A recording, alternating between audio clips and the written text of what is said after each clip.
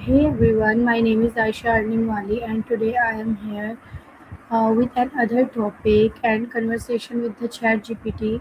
So today my topic is discuss exploring the connection between diet and mental well-being.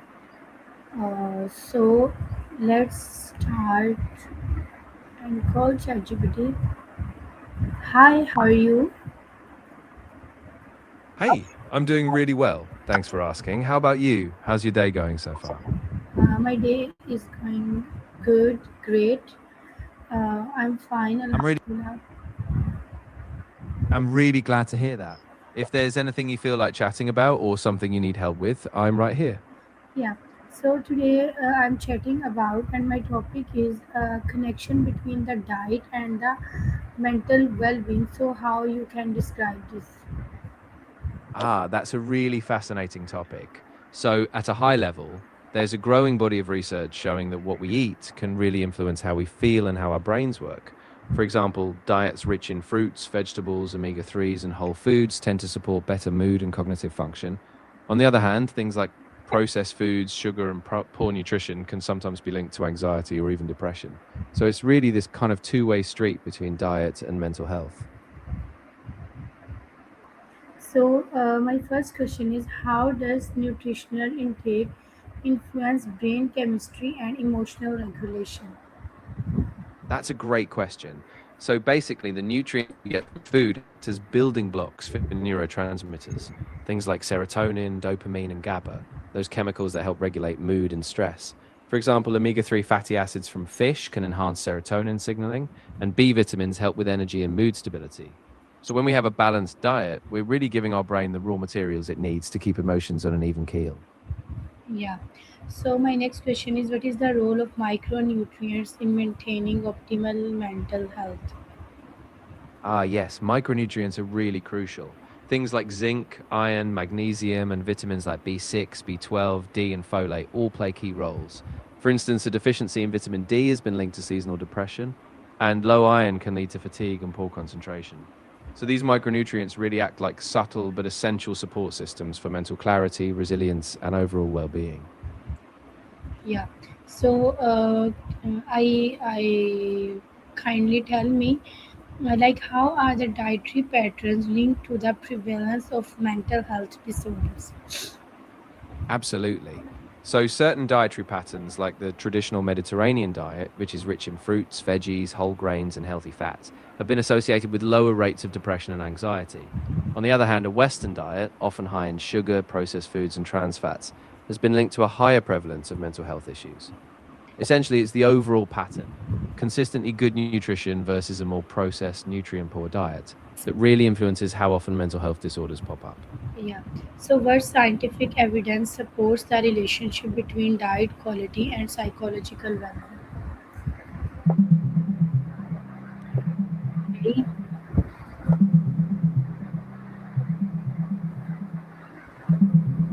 There's growing scientific evidence that diet quality is linked to mental health. For example, a 2023 review found that most studies show better diet quality is associated with lower depression, anxiety, and stress. While much of the research is observational, overall, people who eat balanced, nutrient rich diets tend to report better psychological well being. Yes. So how do deficiencies like vitamin B12 and vitamin D impact mood and cognitive function? Yeah, so both of those are really important.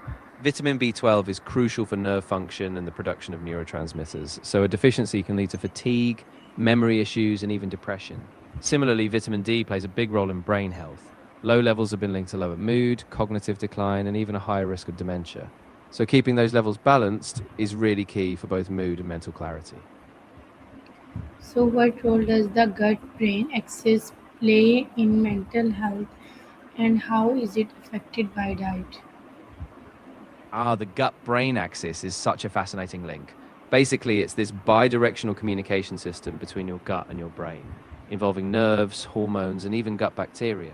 What we eat affects the gut microbiome, those trillions of microbes, who then produce chemicals like short chain fatty acids that influence inflammation and neurotransmitter production. So, a diet rich in fiber, probiotics, and diverse foods supports a healthy gut, And that in turn can help regulate mood, reduce stress, and even improve cognitive function. Yeah. How can emotional eating patterns affect long-term mental health outcomes? Yeah, that's really important to consider. Emotional eating, when we eat in response to stress or negative emotions, can create this cycle. Over time, it often leads to poor food choices, weight gain, and feeling out of control. That can increase stress, guilt, and even worsen anxiety or depression. So, breaking that pattern through mindful eating, stress management, and healthy coping strategies can really improve long term mental well being. Yeah. Yeah, we have already talked about vitamin B12 and vitamin D. So, can you suggest like some fruits or vegetables or foods or like seeds which have vitamin D and vitamin B12 and which are you tell me the expensive one and also the normal ones which everyone can afford. Yeah, of course. So for vitamin D, some affordable sources would be things like eggs, especially the yolks, and fortified foods like milk or cereals. For more expensive sources, you have fatty fish like salmon or mackerel and even cod liver oil. For vitamin B12, affordable options are things like dairy, milk, cheese, eggs, and fortified plant milks. If you want premium sources, you can look at shellfish like clams or oysters. So there's a good range depending on budget.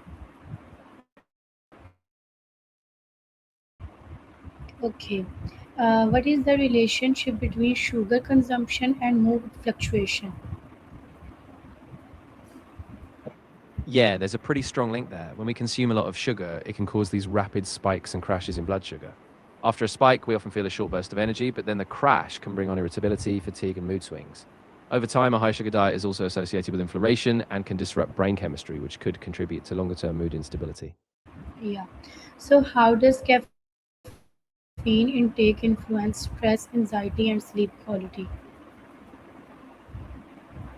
Yeah, caffeine is a bit of a double edged sword. In moderate amounts, it can boost focus and energy, which some people find helpful. But too much caffeine, especially later in the day, can definitely ramp up anxiety, increase stress responses, and disrupt sleep quality. So, for people prone to anxiety or poor sleep, cutting back or timing caffeine intake earlier in the day can really help. Behavioral strategies can help individuals build a healthier relationship with food? Yeah, that's a great question. So, one big strategy is practicing mindful eating, really paying attention to hunger cues, hunger, fullness, and the flavors of food. Another is keeping a food journal so you can spot patterns. Building regular meal routines, so structured, balanced meals, can help So, reduce how can impulsive eating. And also working on emotional regulation, finding other coping strategies like journaling, talking, or exercise helps too. So food doesn't become the only outlet. yeah? So, tell me, how can a balanced diet be used as a preventive tool against mental health disorders?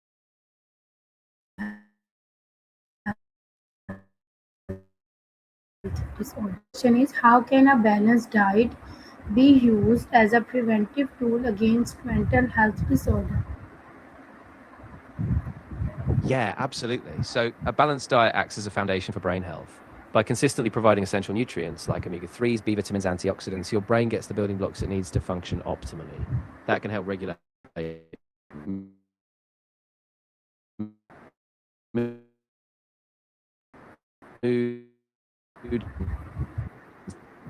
support with their risk of developing things like depression or anxiety over Yeah. time. So, what role does meal timing and regularity play in maintaining mental well-being? Yeah, that's a really interesting factor too. Regular meal timing helps keep your blood sugar steady, which means or mood dips. It also supports consistent cognitive function, so you're not dealing with big spikes or dips in focus. Plus, having a routine of balanced meals can reinforce healthy habits, reducing impulsive eating. Yeah. So, how can people stay healthy while fit? Yeah, that's a really powerful combo. So, nutrition can work alongside therapy or medication by creating a stable foundation for the brain and body. For instance, when someone's working on cognitive behavioral therapy, a nutrient dense diet can reduce inflammation, improve energy, and boost mood, making those traditional interventions even more effective. So, it's really a holistic approach, body and mind working together. So, what are the mental health benefits of adopting diets like plant based eating or Mediterranean? Yeah, both of those diets have some really strong mental health benefits. Plant-based eating, for instance, tends to be rich in antioxidants, fiber, and phytonutrients, omega-3s, healthy fats, and vitamins, all of which support brain health. People who stick to these diets often report better mood stability, less anxiety, and overall improved cognitive function. Yeah. So, how do cultural food practices impact mental well being and emotional health? Oh, that's a really rich area. Cultural food practices often provide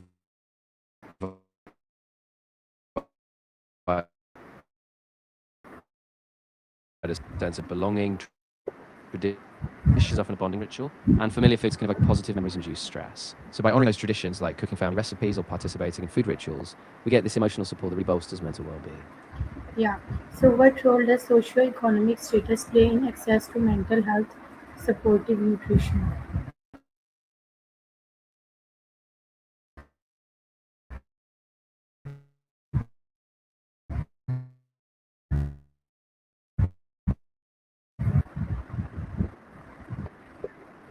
Which can lack essential nutrients.